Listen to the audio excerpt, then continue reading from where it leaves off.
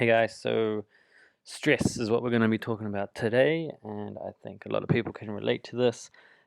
It is probably one of the most important things. I know I said that about everything, probably after mindset, but if you think about it, when you are stressed, you can't exactly put yourself in a good frame of mind. You can't think straight, so managing stress is kind of paramount for you to think straight and therefore, get your goals. Um, Stress itself is not bad or good. It's kind of how it affects us that can therefore make it bad or good. For example, um, stress for me when I was in university, I think it was good because it made me get my assignments done the night before they were due. But also bad stress if you're panicking about things that don't actually matter, and it's going to cause you to kind of cascade into more things and then obviously take that out on loved ones. So it's not the stress itself, it's how it reacts with each and every individual person. I know a lot of people have some stressful jobs, like let's say being an ER nurse. You see people dying and you have a life or death situation, but for some reason some people like that aren't affected by it. On the flip side of that, you've got people that have little things like emails and tiny little things like just an email that is written and that stresses them out. Um, the most important thing is everything is different, and it's kind of finding what stresses you out and then kind of, I guess, identifying it and kind of decreasing the chance of that happening or figuring out a way to deal with it. Um, so when we talk about transformations, we obviously talk about the calories in versus energy out. And that is not the only part of the, I guess, equation. We need to focus on your stress state. I've kind of coined that term, but basically it means like how stressed you are. If you're in a highly stressed state or in a lowly stressed state, and then how to exercise accordingly. Um, it kind of means like you can kind of listen to your body and be like, okay, if I'm highly stressed, I shouldn't be doing stressful activity because that's only going to add to my level of stress. Yes, so basically what I'm saying is stress or exercise can be a type of stress.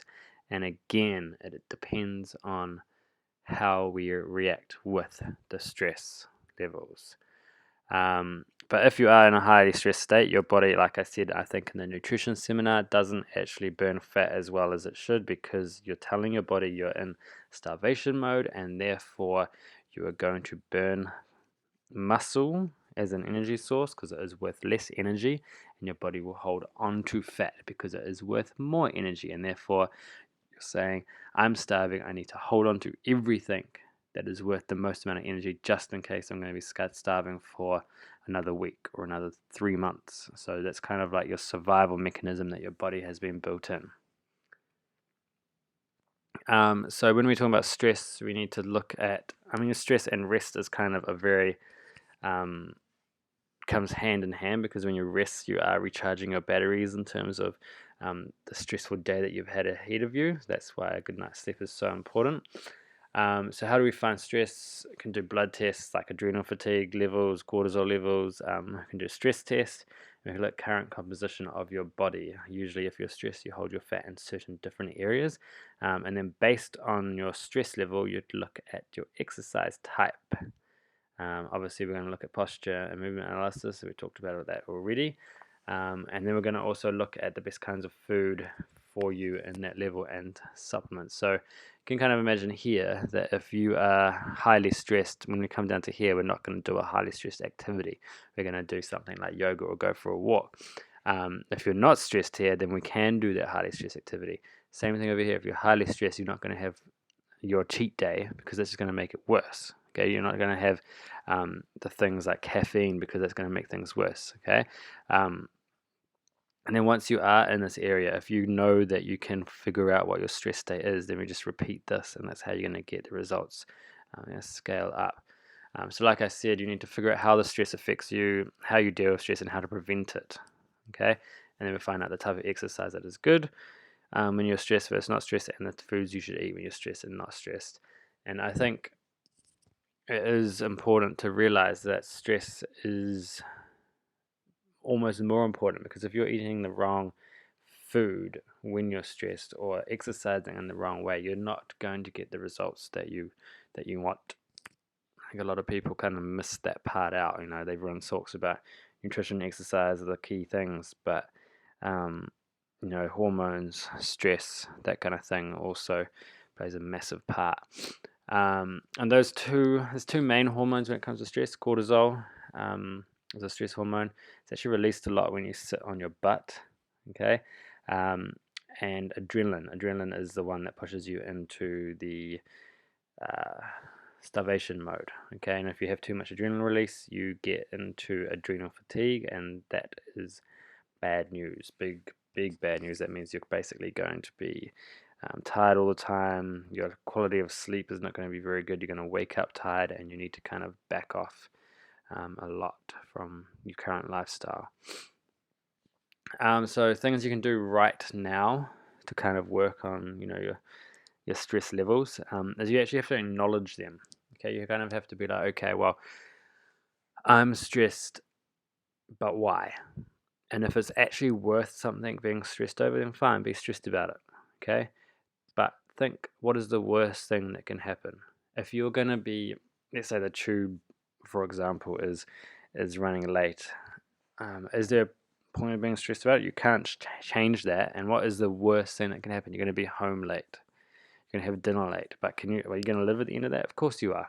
Okay, so think about things that, is it really worth being stressed about? If it's not, just take some deep breaths, okay?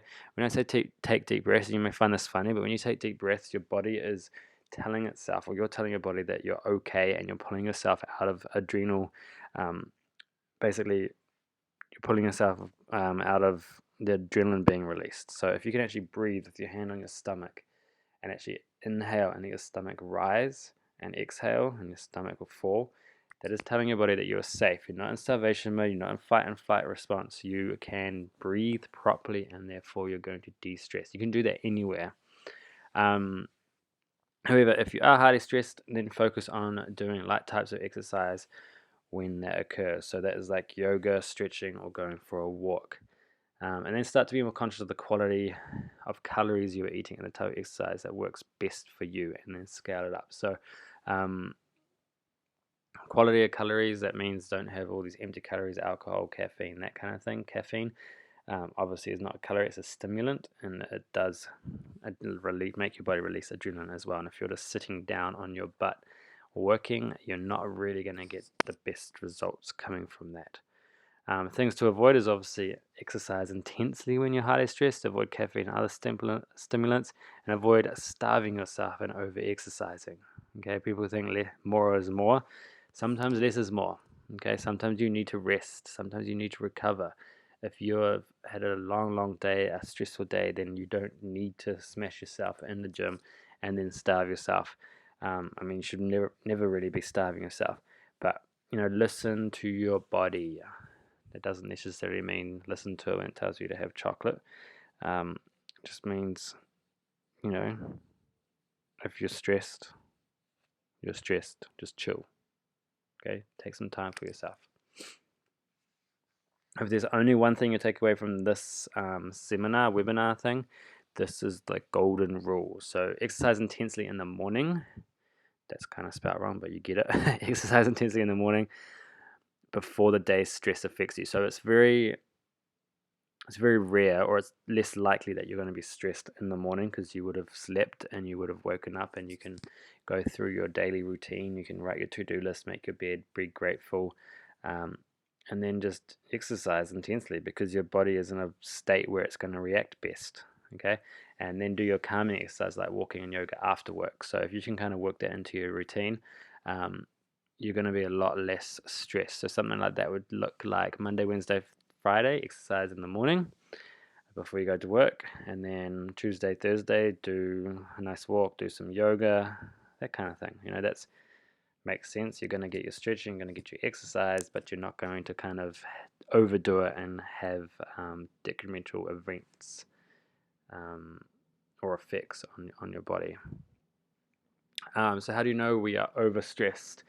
One thing that we've found is that if you've got cortisol or overactive cortisol, which is a stress hormone, is that most people wake up between 2 and 3 a.m. in the morning when that is highly active. So if that is you, then you need to kind of de-stress ASAP, because that is not good, and we need to kind of get you on some kind of supplements that are going to help you um, decrease that, because that basically means that you're heading towards an overstressed, overtraining state. Struggling to sleep, that's an obvious one. Mind keeps thinking, you can't sleep. Raised heart rate all the time. So resting heart rate should be between 60 and 80. You should know your resting heart rate. If it's over that, when you should be calm, then it kind of tells you that you are um, a little bit stressed. I think most people can figure out when they're stressed. It's just kind of doing something about it that's the hard part. And obviously we need to figure out what things set us off. So there's kind of two ways you can do that. You can do a stress level and diary. So that's like a journal, write down what you're doing, and then write your level of stress next to it. You'll see a pattern after like 3 or 4 days. Okay, this makes me feel stressed. Easy, okay? The other one, which is a little bit more technical and advanced, is a lifestyle stress test. And this is what we do at the Transformation Coach. Basically what it does is you put it on your chest. It's like a heart rate monitor. Put it on your chest and then under your rib. And it records your heart rate and your variability between beats for 3 days straight. You have to couple that with a journal, and it will actually send out a little report that can tell you your quality of sleep, the amount of energy you burnt that day, but most importantly, when your body is stressed, what is setting it off, and if your body is getting enough recovery. When I did this, it shows that your quality of sleep is your recovery stage, and if you do not have enough recovery stage, your body's kind of, what they say is, losing resources, which means you're going downhill and going to eventually burn out. The opposite, obviously, is gaining resources, which means your body is recovering enough. You're training hard, but you're recovering afterwards, and therefore your body is getting stronger, and it's getting healthier, which is what everybody wants. If you want to do that stress test, just let me know. It's £99, and I can do it for you, within the next 3 days or whenever you like. Supplements that help with high levels of stress. Siberian ginseng is a big one. That's also quite an adrenal fatigue one, so that's very, very good. B3 and B12 vitamins, magnesium, L-theanine, which is in green tea, and fish oil. If you don't like fish oil, you can have flaxseed oil. It's basically just healthy fats that kind of replenish the things that basically get converted into the hormones that combat stress. And obviously that is only one piece of the puzzle. We've done the nutrition, the exercise. Obviously you've got me to be accountable. You've got the Facebook group, so use that.